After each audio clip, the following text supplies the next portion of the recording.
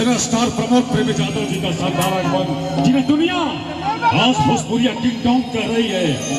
मैं क्या कहूँ, चंद लम्हों का अल्फाज छपरा जिला के नौजवानों के नाम कि तेरी आशिकी से पहले मुझे कौन जानता था, तेरी दोस्ती से पहले मुझे कौन पहचानता था, तेरी मोहब्बत के कारण दुनिया के लोगों ने जाना मुझे। ऐ भोजपुरी के सरताज, ऐ सिने स्टार प्रमोद प्रेमी यादव, कहीं तुम बदल न जाना, कहीं तुम बदल न जाना कि आज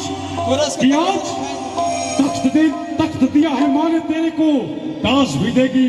और छपरा जिला के शानदार लोग तेरी मोहब्बत को पाने के लिए बेदाम हैं।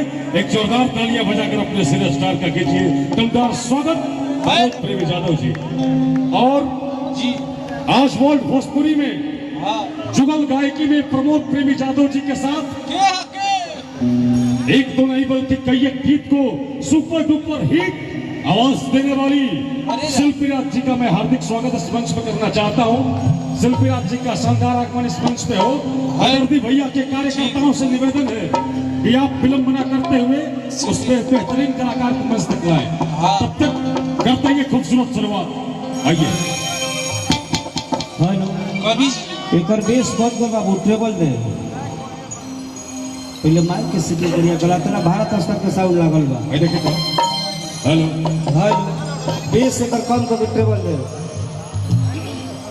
हेलो ट्रेबल खोलो इसका मॉनिटर में बाहरी ना। हेलो और खोला ट्रेबल बेस बंद कर दे सब। हेलो हेलो अगेन कम कर दे। हेलो हेलो हॉल लिखा बोलो तो डीले वगैरह लेके काम करोगे। हेलो रिभॉव हेलो हेलो हेलो चलो ठीक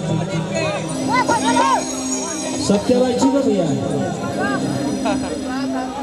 आर्गन के ठीक है जी। हेलो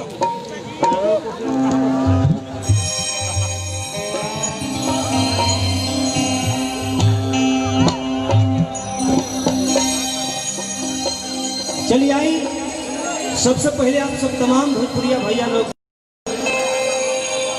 कि हम गायक प्रमोद प्रेमी सबके पैर छू के प्रणाम करते हैं। आप सब एक बार आशीर्वाद स्वरूप ताली से स्वागत कर दो सब।